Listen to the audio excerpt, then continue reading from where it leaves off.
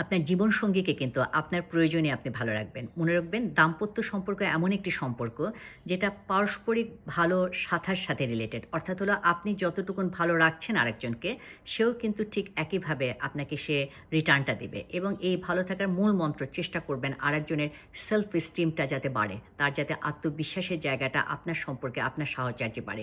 সে self এস্টিমটা বাড়াতে পারেন আপনার ছোট, ছোট দৈনন্দিন কাজের মাধ্যমে তার প্রতি প্রশংসা করা। সে একটা ভালো ড্রেস পরলে সেটা প্রশংসা করা, তার সে একটা ভালো রান্না করলে সে প্রশংসা করলা, ভালো বাজার করলে সেটা প্রশংসা করা। কারণ এই ছোটখাটো প্রশংসাগুলাকে আমাদের নিজেদের ইতিবাচক বৈশিষ্ট্যগুলাকে আমাদের আরেকজনের চোখে দেখায় এবং যখন আমরা আরেকজনের চোখে নিজেকে অনেক সফল দেখব, অনেকজনের চোখে আমরা অনেক যোগ্য দেখব, সেটা আমাদের অনেকভাবে মোটিভেট করে, আমাদের ভালো রাখতে সাহায্য করবে এবং এই ভালো থাকা দেখবেন হলো আরেকজনের প্রতিও এক ধরনের পজিটিভ রিমার্ক তৈরি করতে চেষ্টা করবে। দ্বিতীয়ত হলো আপনার সম্পর্কে যেটা বেসিক জিনিস সেটা হলো আমাদের পারস্পরিক বিশ্বস্ততা।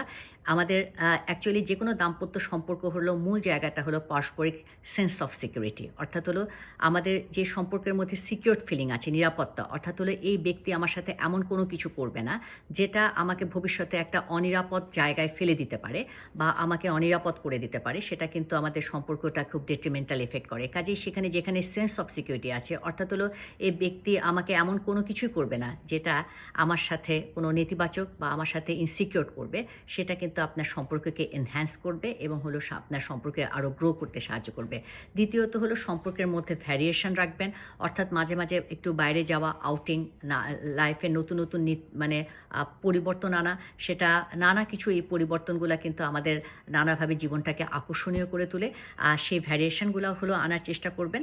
কাজেই দাম্পত্য সম্পর্ক আসলে এক ধরনের স্ট্র্যাটেজি, পারস্পরিক স্ট্র্যাটেজি। ২ টা ব্যক্তি হলো কত স্ট্র্যাটেজিটা ভালোভাবে অ্যাডপ্ট করতে পারে, সেটার উপরে ডিপেন্ড করবে কিন্তু এই সম্পর্কটা, এই কঠিন জীবন নামক যে জটিল জার্নি, সেই জটিল জার্নিটা কতটুকুন আমার আ আ সাহ সঙ্গীর মাধ্যমে এটা স্মুথ হবে। ধন্যবাদ সকলকে।